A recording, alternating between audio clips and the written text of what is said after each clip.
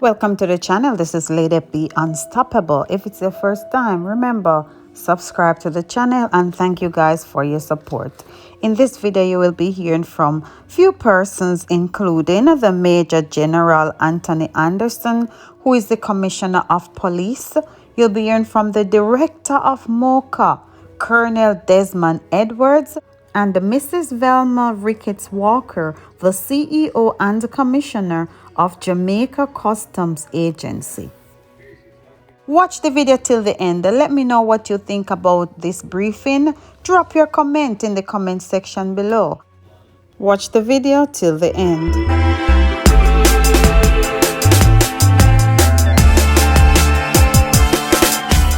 The JCF is subdivided into three main areas: our law enforcement activities, our modernization and transformational initiatives, and our partnerships and stakeholder engagement. What we want to emphasize today are those stakeholder engagements and partners. Not only with FID, but also with MOCA and Jamaica Customs as we take our collaboration a step further. Recently, the FID shared with us their new cash seizure booklet, which guides law enforcers in how to investigate and effect cash seizures. It's a bit of a tongue twister. This is another useful tool of improving investigative capacity as we expand the use of poker into other offenses, such as the illicit trading in firearms and prey larceny. The FID has recently reported that between 2019 and 2021, they recovered approximately Jamaican $1.7 billion and forfeited US $1.9 million. Through this partnership, we expect to see even greater results. The only way we'll permanently dismantle criminal organizations is if we target the ill-gotten gains that they use to fund their activities. Just last week, we saw two examples of the benefits of stronger strategic partnership. Over the course of 1 week, the JCF managed to seize 44 illegal guns and arrest 3 persons in connection with the 21 that were discovered by Jamaica Customs. That is, we're strengthening that customs partnership in a big way. We're going to see a lot more activities in relation to that. We also seized another 23 weapons off of the road, and that was in a partnership largely with the Jamaica Defense Force. We've charged 14 persons so far relating to those seizures. So it's important for the entire country to appreciate the fact that the gangs are bigger than just the gunmen who are pointing guns at people. Gangs thrive because of the broader support systems that they rely upon. Criminal organizations need money to thrive. It is the catalyst that strengthens and bolsters everything else they do. The girlfriends and mothers who collect the extortion monies.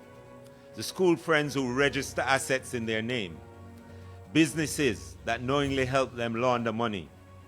The family members and friends who try to clear the illegal weapons and ammunition. All of them are part of the gang, and all of them are our target.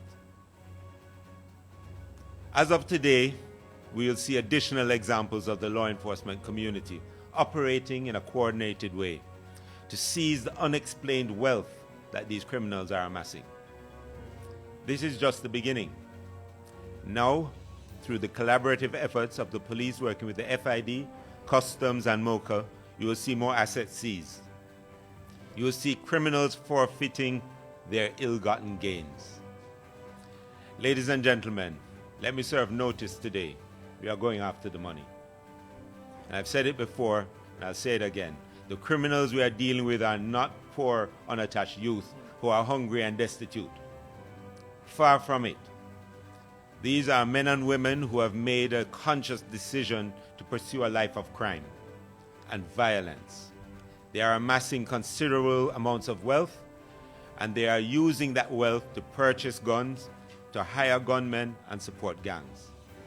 Indeed, many of these criminals have come from poor communities. But once they amass their wealth, They opt to live lavish lifestyles, showing no regard for the people they grew up with.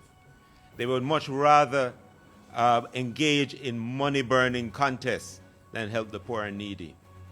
They are quicker to wash their high-end vehicles with Hennessy than to fund a school feeding program. These people are using their wealth to hold entire communities to ransom. The good news is that you, the public, can support the strengthened partnership. We all can improve collaboration, and if you see something, say something. If you know something, share it. Criminals thrive when good people make the decision to do nothing. So we are going after the money, but we feel free to direct us as to where to find it. Thank you very much.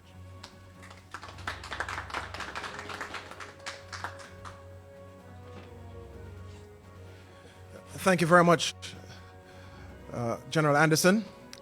I sincerely hope that the members of the public will take you up on that invitation to provide the information, right?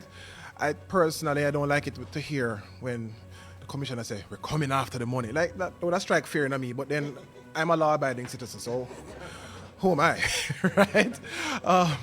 But you make a very good point. You make a very good point that a lot of these criminals are amassing wealth and using it to literally arm themselves like a little militia, rather than, and to stunt and floss, or whatever these young people say these days, right? Rather than uplifting the community. No, I'm not saying you should go about it like a Robin Hood, right? Get the money legally, help your community, right? But again, ladies and gentlemen, it goes to show the spirit of collaboration. Each of us can do it alone, but how far can we go? We can achieve so much more when we're all on board together, pushing in the same direction. And speaking of pushing in the same direction, we've got Colonel Desmond Edwards, the Director General of MOCA, to share some remarks as we continue in our spirit of collaboration.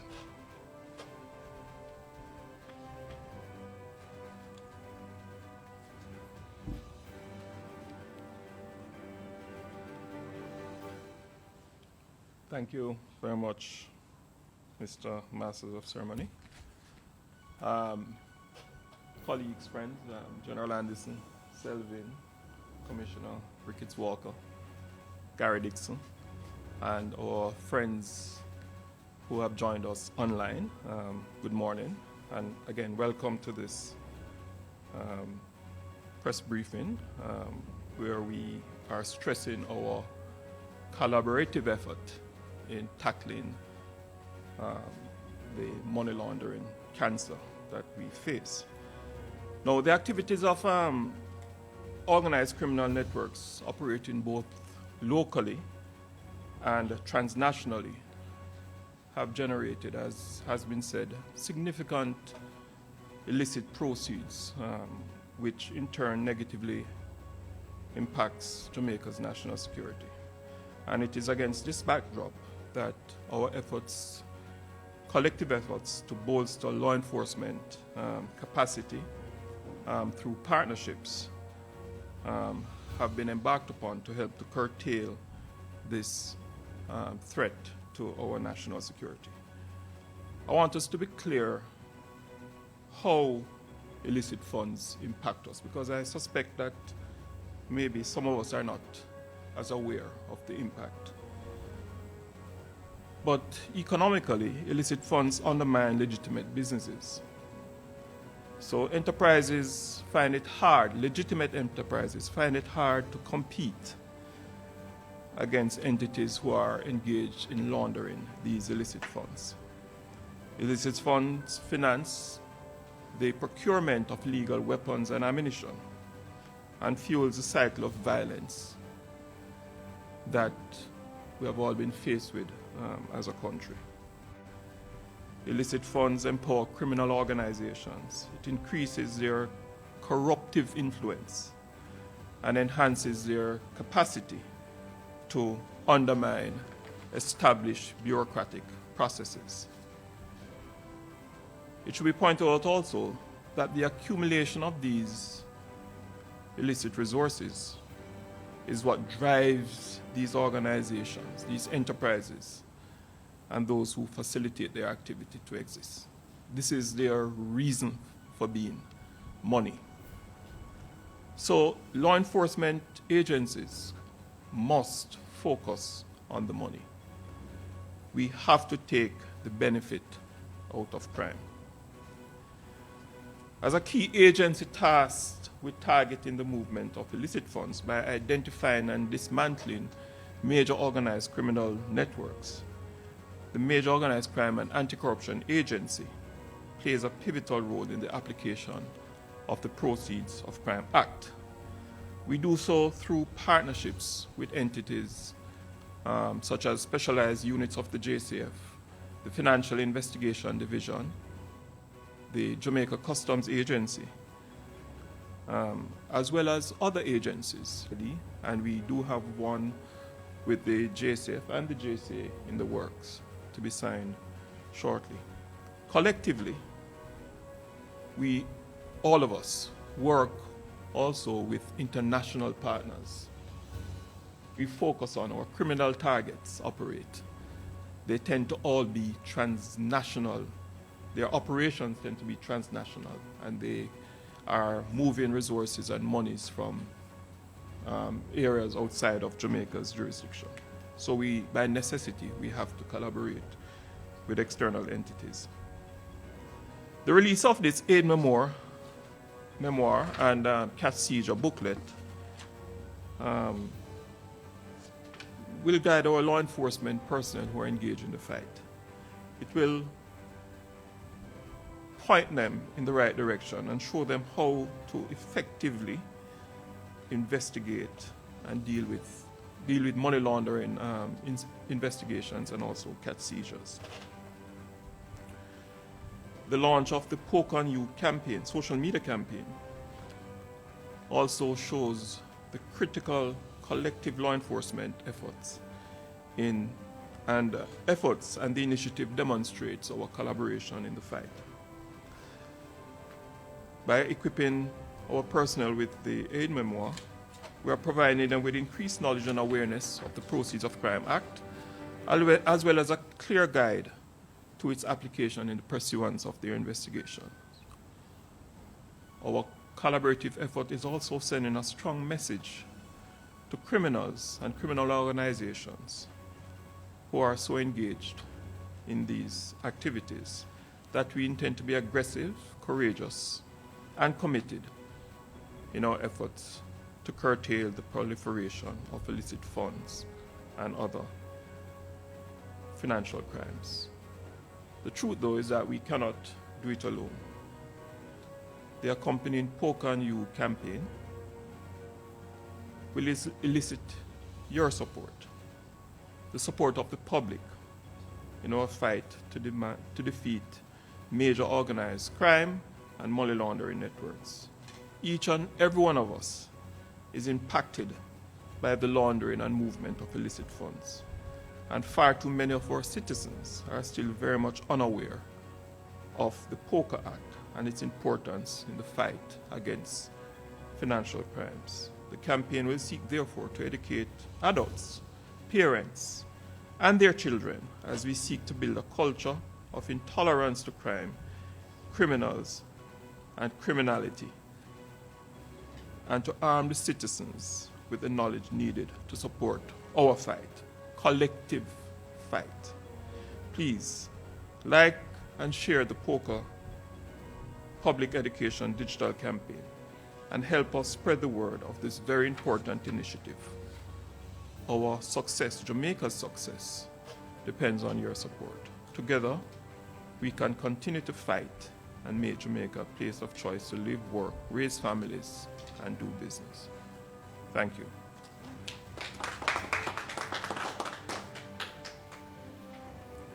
Thank you very much, Colonel Edwards. Two things jumped out at me. I'm always finding notes, right? Because you started off, Colonel, by referencing transnational crime and organized crime. Of course, MOCA specializes in that, right? In fighting it. Yes. You see, one word missing, whole different meaning, right? But you specialize in combating it, in fighting it. And our next presenter well, comes from Jamaica Customs. We'll get there in just a moment. But I'm happy that you've invited the viewers and everyone to share the various bits of information and the content that will come out of the Poker and Youth campaign, because we have to start a fire. We have to get people passing it on. So many things go viral, right? And oftentimes so many of the wrong things go viral, or unfortunate things go viral. Let us make anti-corruption, combating organized crime, combating financial crime cool. Yeah, let's make it cool. Let's get the guns cool. Speaking of which, by the way, Commish, I love that Wanted Wednesday. Yeah, no, like there's so many other days that you will find online, right? There's a special day for Tuesdays, right? But Jamaica has a very special day for Wednesdays, right? And that's what we want to focus on, Wanted Wednesdays, right? It's no longer Stew Peas Wednesday. No, who remembers Stew Peas on a Wednesday, right? It's Wanted Wednesday now, right? But thank you very much, Colonel Edwards. And again, as I said, speaking of transnational crime, it is now time for me to invite to the lectern the CEO and Commissioner of the Jamaica Customs Agency. This is Velma Ricketts Walker.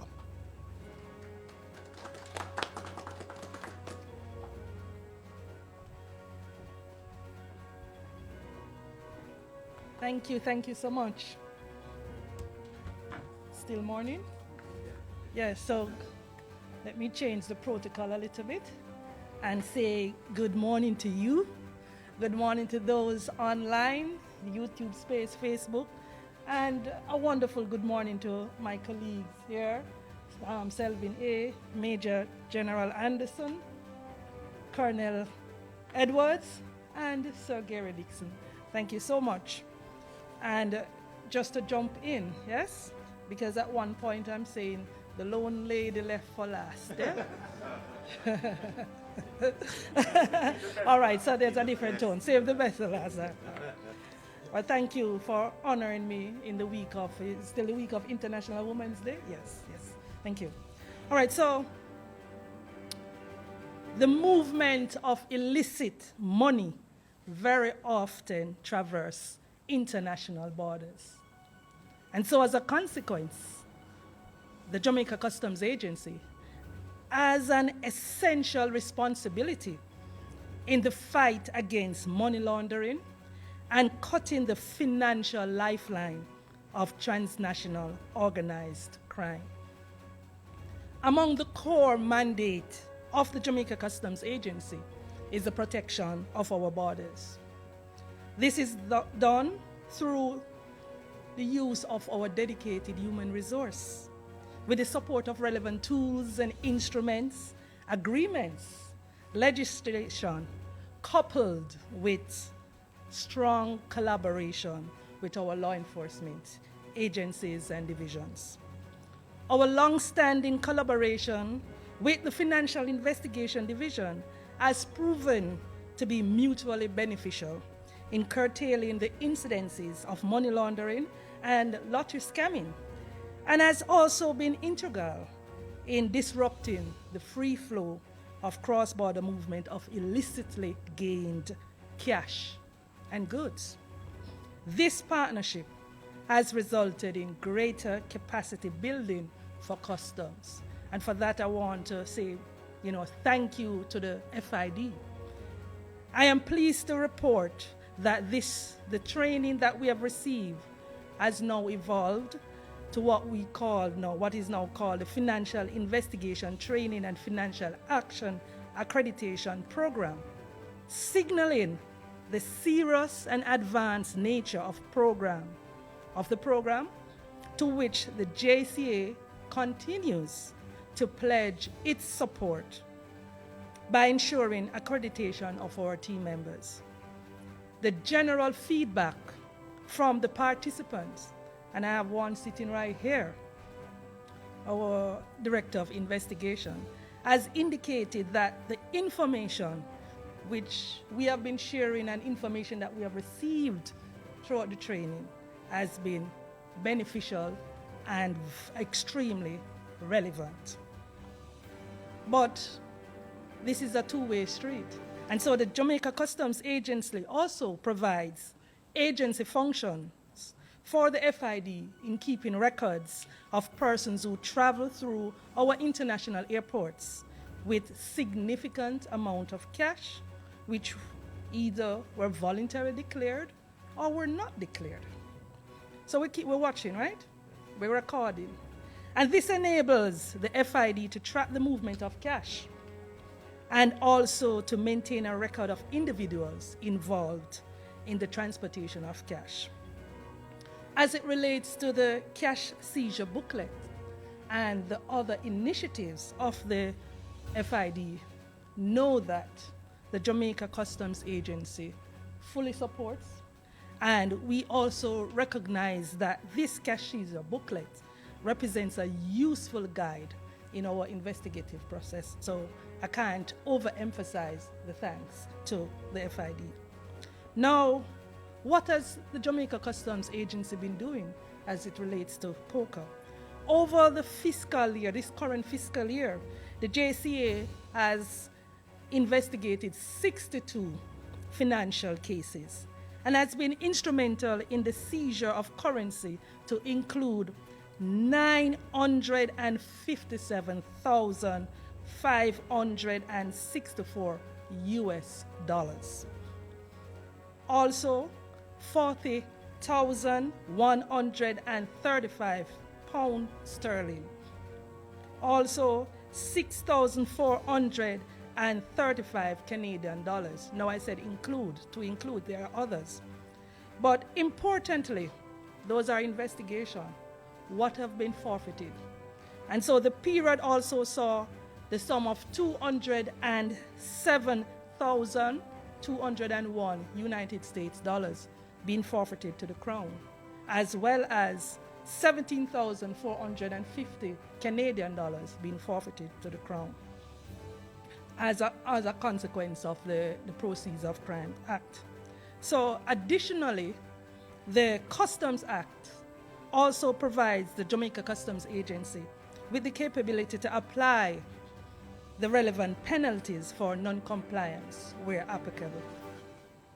Now, in addition to providing general guidance and information in the investigative process that we receive from the FID has also been instrumental in undertaking matters which were previously placed in the civil court, but for which forfeiture was not granted, or no order was made for the seizure of this cash, or whether or not the cash should be released.